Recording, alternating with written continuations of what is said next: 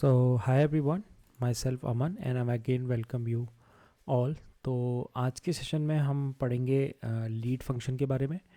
हम window function पढ़ रहे थे तो हमने क्यूमुलेटिव डिस्ट्रीब्यूशन फंक्शन कंप्लीट कर लिया था, फिर हमने लैग फंक्शन पढ़ा था। तो आज हम पढ़ेंगे लीड।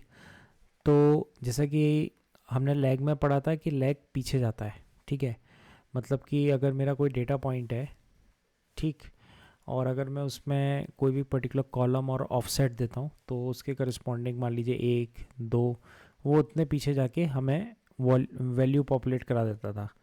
तो लीड क्या करता है, लीड आगे जाता है, एज सिंपल एज दैट। तो अगर आप देखोगे इस पे फोकस करोगे तो ये क्या कर रहा है, तो इसने लीड लगाया है सैलरी कॉलम पे, ठीक है। तो अगर इसको यहाँ पे मिल रहा है 1300, इसका मतलब इसने क्या किया होगा, इसने लीड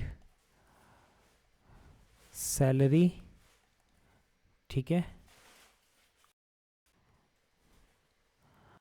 बाय डिफ़ॉल्ट इसने कोई ऑफसेट नहीं दिया होगा तो इसलिए ये नेक्स्ट उठा रहा है, ठीक है। अगर कुछ नहीं देते हैं, अगर आप 2 दे दोगे तो ये 2 स्टेप्स आके उठाएगा। तो यहाँ पे देखिए कंडीशन ग्रुप बाई हम कर रहे हैं डिपार्टमेंट पे, यानी कि पार्टीशन हम कर रहे हैं डिपार्टमेंट पे, और ऑर्डर बाय हम कर रहे हैं सैलरी पे। तो इधर आप देखो लीड फंक्शन इसने क्या किया, इसने अगली वैल्यू उठाई। तो ये तो हो गया हमारा फाइनेंस का। अगर मैं देखता हूँ मैनेजमेंट का, तो मैनेजमेंट में क्योंकि एक ही वैल्यू है मैनेजमेंट में, तो इसकी अगली वैल्यू क्या होगी, नल होगी, क्योंकि कोई और वैल्यू है ही नहीं मैनेजमेंट में। और अगर मैं मार्केटिंग में बात करता हूँ, मार्केटिंग में, तो मार्केटिंग में अगर आप देखोगे गौर से तो इसकी अगली वैल्यू क्या है, 3100। तो ये 3100 हुआ, इसके बाद कोई वैल्यू नहीं है इसलिए नल पॉपुलेट हुआ।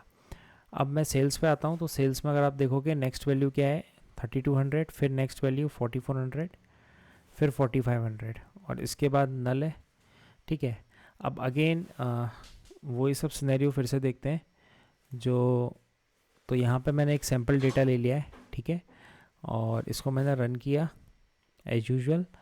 अब मैं लीड लगा रहा हूँ सैलरी कॉलम पे। तो सिंस मैंने कोई, अच्छा यहाँ पे मैंने विंडो पार्टीशन अभी नहीं डिफाइन किया है तो मैं कर देता हूँ, ऊपर क्यूरेट किया गया था, हाँ। तो ये मैंने विंडो रन कर दिया है। अब मैं यहाँ पे आता हूँ, ठीक है। तो कोई हमने आर्ग्यूमेंट नहीं दिया आफ्टर सैलरी, तो बाय डिफ़ॉल्ट ये एक स्टेप आगे जाएगा।